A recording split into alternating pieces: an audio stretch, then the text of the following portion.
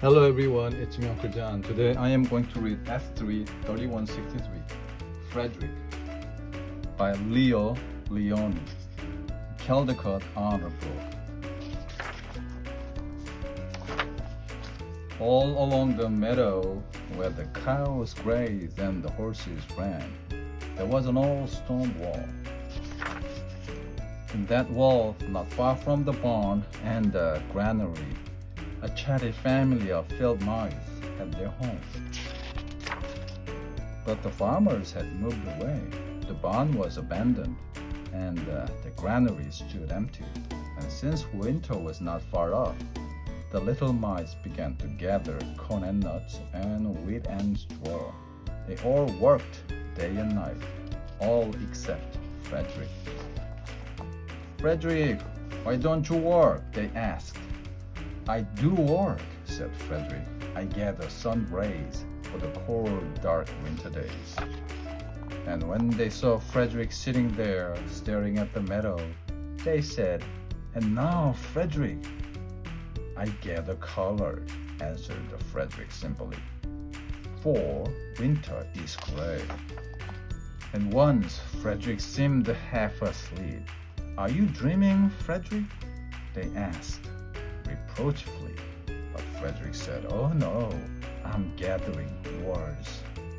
For the winter days are long and many, and we will run out of things to say." The winter days came, and when the first snow fell, the 5 little field mice took to their hideout in the stones.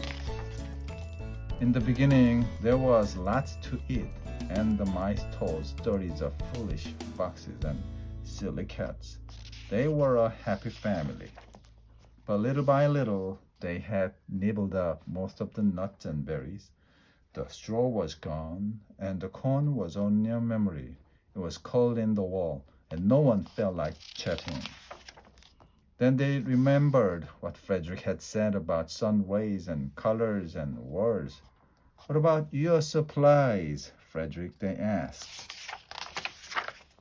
"Close your eyes," said Frederick as he climbed on a big stone. "Now I send you the rays of the sun. Do you feel how they golden glow?" And as Frederick spoke of the sun, the 4 little mice began to feel warmer. Was it Frederick's voice? Was it magic? "And how about the colors, Frederick?" they asked anxiously. "Close your eyes again," Frederick said, and when he told them of the blue periwinkles, the red poppies in the yellow wheat, and the green leaves of the berry bush, they saw the colors as clearly as if they had been painted in their minds. "And the words, Frederick." Frederick cleared his throat, waited a moment, and then, as if from a stage, he said, "Who scatters snowflakes? Who melts the ice? Who spoils the weather? Who makes it nice? Who grows the 4-leaf clovers in June? Who dims the daylight? Who lights the moon? 4 little field mice who live in the sky. 4 little mice like you and I. One is the spring mouse who turns on the showers. Then comes the summer who paints in the flowers. The fall mouse is next with the walnuts and wheat. And winter is last with the little cold feet. Aren't we lucky the seasons are 4? Think of a year with one less or one more." When Frederick had finished, they all applauded. "But Frederick," they said, "you are a poet." Frederick blushed, took a bow, and said shyly, "I know it." The end.